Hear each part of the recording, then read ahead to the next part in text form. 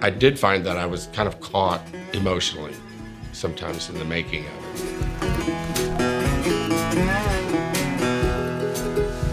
Really all my life, starting with Elvis and Hank Williams back in Houston as a boy. And I got my first guitar 12 years old. I think it was from Western Auto. That's where I got my first guitar from, as a lot of people did. But it was like 14 bucks. I knew I was never going to be able to shred a guitar, so songwriting was my defense. And I've had a band off and on throughout my life, and always wrote, and I was lucky enough to kind of mingle that with my acting career. Written some songs for movies that have wound up in movies like The Big Easy and The Night the Lights Went Out in Georgia and a few others and stuff, and met some great people along the way, music, and wound up living here in Nashville now. I don't know, it's just like you either have it or you don't, I guess. There was just always a tune in my head or something or it's like an affliction that, I think songwriting is. It just won't leave you alone until you finish that one. And then you go to the next one. But it's something wonderful. It's a wonderful affliction. I think it was about, this is around the time that the Beatles put out Eleanor Rigby. Yeah, that's right. I wrote a song about old Mrs. Murphy. She died on Christmas Day. Her body, frozen stiff, was buried where it lay. So I think I was 13. It still resonates, that song. From my own life, really. And some of them just come out of the blue, that I'm inspired by. Like, sometimes I think, well, gosh, I'd like to write the song that Merle Haggard would sing, or like that, or just as a lark, I wrote a song about 30 years ago called On My Way to Heaven, and then it wound up making its way into the movie I Can Only Imagine, except they say, I think it needs a bridge, and so it went into the trailer in 15 minutes, came up with a bridge. So I like to say it took me 30 years and 15 minutes to write it, and it made it into the movie. And then I wrote another song of that called Fallen, which is kind of taken from the prodigal son story, but he hasn't made it back to where his dad forgives him yet. He's just, down there in the abyss, laying with the pigs. And this is kind of like the start of something like that. So that's where it started. Then, the opportunity with Gaither came along, and I wrote a couple of other songs, and then I took five songs of that hymns, from church that I grew up loving. Because that's what I am and what we all are. And, that's the good news, that things that we share and that we're forgiven, and, our sins are taken away.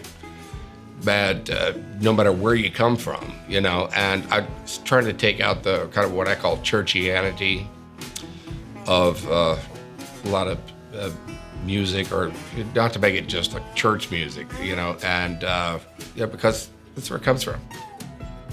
Jesus was out there. He sought out souls in places that you weren't supposed to go, in the back alleys and what they would be considered bars and everything back then. That's where he was, and that's what we all are. Yeah, Fallen. It's really a kind of the story of the prodigal son, who he takes his dad's money and, I guess steals the car or whatever. And, he was raised the right way to be, and was the good boy all of his life. But, he just hits this wild streak, and he has to follow it and find out, which I think I myself was guilty of. Or I don't say guilty of, but, went out on a lark, and, and trouble comes to him. So through his naivete and through He's just not prepared. And the devil takes him down. Well, the prodigal son story it's a great parable. It really is about forgiveness. It's about no matter, you can go out into the world, and no matter what you've done, you can come back home, that the door is still always open there for that. And, this is his lament before I think he heads back home. Maybe there's another song after that, because it's also about two brothers, and one of them stays home and does all the right things. And yet, his brother comes back after spent all his dad's money, and he's a little bitter about that. I'm really not against writing with other people. I really am not. I need to probably get into that, because it's a form of fellowship too at the same time. So I'm going to get there. But I've always written, it's been a kind of a personal thing with me about writing. I need to break out a little bit. Well, it was really kind of the first song that I would consider, a faith kind of gospel song, really, and the germ of it.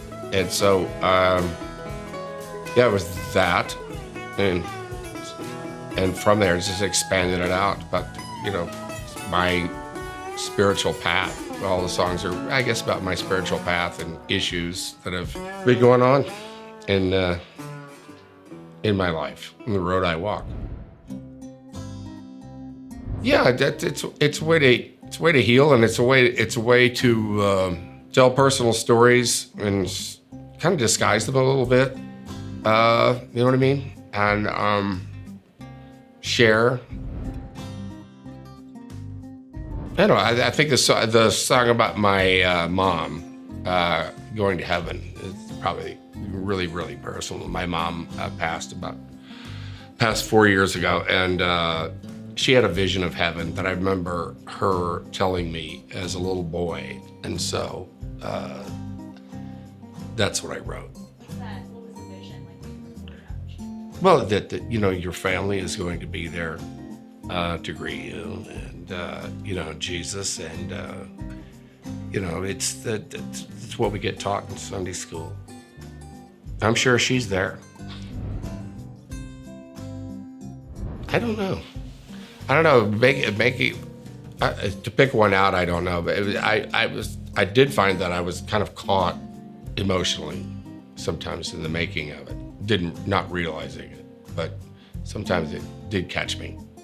And also just hearing the finished product, it's very different writing, into your phone, some kind of little thing just to keep track of it, and then to hear the mastered copy of it is much different experience. It feels good. It feels good to have it done. And then, you go on to other things. Then you can put them aside and you can work on other things.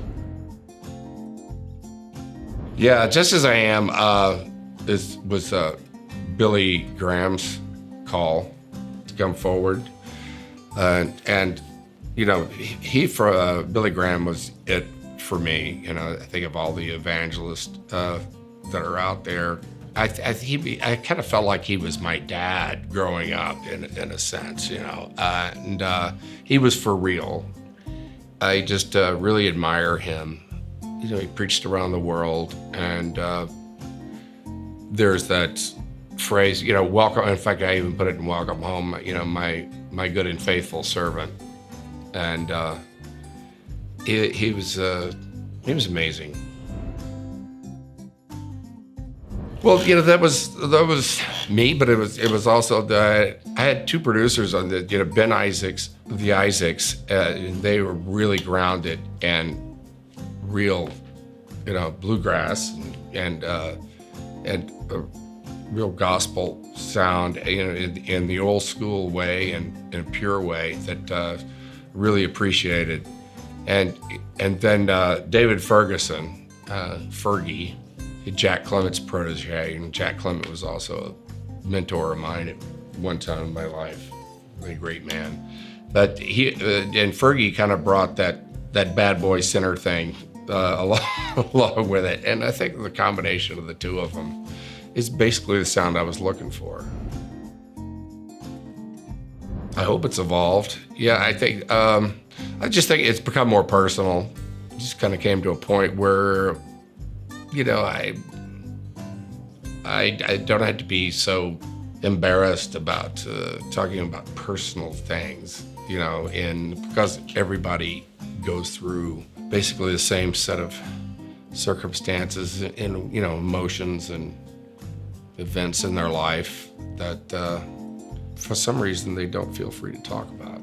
It's a conversation. I think songwriting is a conversation with people. It's fellowship is what it is. That's what it is.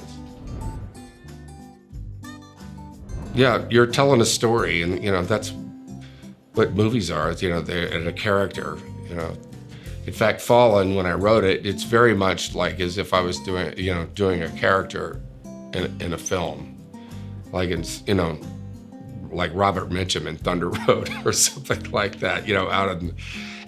It's very, in my mind, it's very cinematic, and it really kind of helps, I think. But they're stories. That's what they are. Johnny Cash, I really admire. He's probably, as a songwriter, it's who I look to and just love because of his simplicity but his storytelling. Well, the guy who produced it came to me and asked me to do it. Look, this is now 7 years ago, believe it or not. I got a twinge of fear up my spine, and because I didn't see myself doing it. And it was blessed by the family, this version, although it's not a love letter to him. It's his life, from cradle to grave, really. I said yes in the end, and I'm really glad I did. But it was probably the most challenging role of my career, I would say. But I play him. I started at like 35, and playing from there. They can do wonders with that aging stuff nowadays too. But we shot at the Reagan Ranch, which is where they lived, and their clothes are still in the closet there. It's not a tourist attraction or anything. It's where they lived, and we're doing these very same scenes that happened there. That was something else, and it was quite an experience. And it's coming out finally. It's going to be out at the beginning of next year. I just hope they enjoy it. That's what music is for, I'm not trying to preach anything or anything. Like I said, music is fellowship in a way. And, I just want to share it with them, and I hope they like the songs.